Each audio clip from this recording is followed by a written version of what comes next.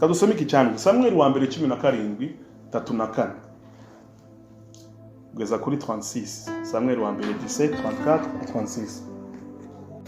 Dawudi asubiza Sawuli ati umugaragu wawe naragereraga intama za data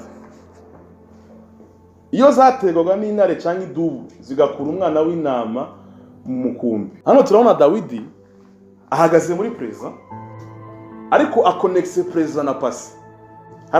Muri iyi nkuru avuze agaragaje kubwira uyu mugabo Sawuli wari umwami bari bafite ikibazo cya Goliyati, habuze umuntu urwana nawe, umwana arahagurutse aravuga ati bon je fashe responsabilité yo kurepresenta Imana hano. Ahagurutse ariko abwiye umwami ati reka nkubwire gatoya nubwo wanyise umwana ariko je sindi umwana, hari amateka mfite.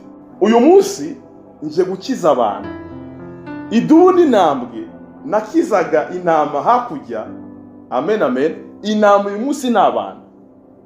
Idubu n'intambwe ni Goliyati. Imana yabanye nanjye hariya ntabwo ari Imana ya pase, ni ndiho. Dawidi ejo hashizehe yari mu nama aho ahura n'idubu, ahura n'intare, akiza intare azica zishaka kugina umwana w'intama. Uyu munsi ahagaze muri challenge noneho ibyari intama ejo hashize uyu munsi n'abantu. Ibyari idubu n'intambwe uyu munsi ni Goliyati. Ibintu bishobora guhindura image ariko still gusa uracyari muri ya ntambara, uracyari muri gwa musozi, uracyari muri cya kibanza Imana gushaka. Rero Dawidi ejo hashize haramufashije kumenya ko aho hagaze uyu munsi ni Imana imushaka, kandi ibyo Imana amukoresheje ejo hashize si Imana y'ejo hashize. Uko yari nikwiri kandi kizora iteka ryose. Ikibaro yesheje hariya nta muntu uhari, nta tribune, nta ngoma, nta ndirimbo, nta korale, ntaki. Imana iracihesha uyu munsi. Korali hari, abagore baririmbye Dawudi yishe inzovu, Sawuli yishe igihumbi, Dawudi yica Goliyati. Iyo korali ntabwo yari hari mu iyo korali cyo gihe yari yiwe niwe wari worship leader, akaba babandi babita gute aba backing hari inyuma n'abandi bajya muri mass choir hari inyuma. We yari tu yaracuranga akaba mu musicien yaba byose hariya mu ishamba. Ariko umunsi noneho ari kuri level yaho Imana yamuzaniye korale sasa. We piga korali.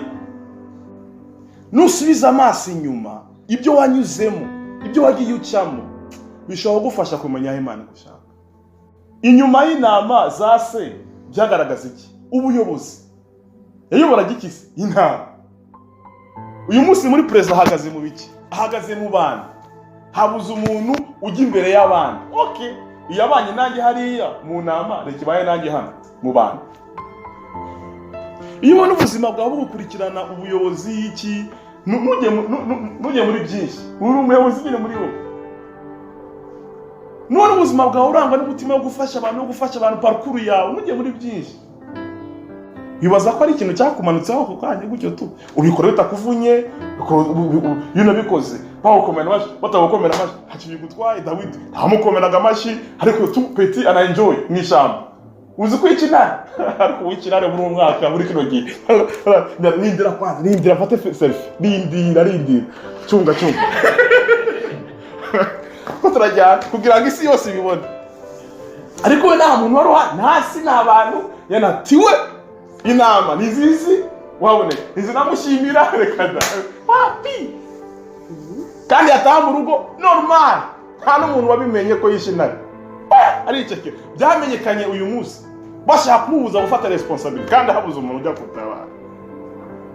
Naka bivuga adashaka kwirata, bivuga ashaka gusa ari umwe tu ahantu ayinjiri hagarara Imana imushaka.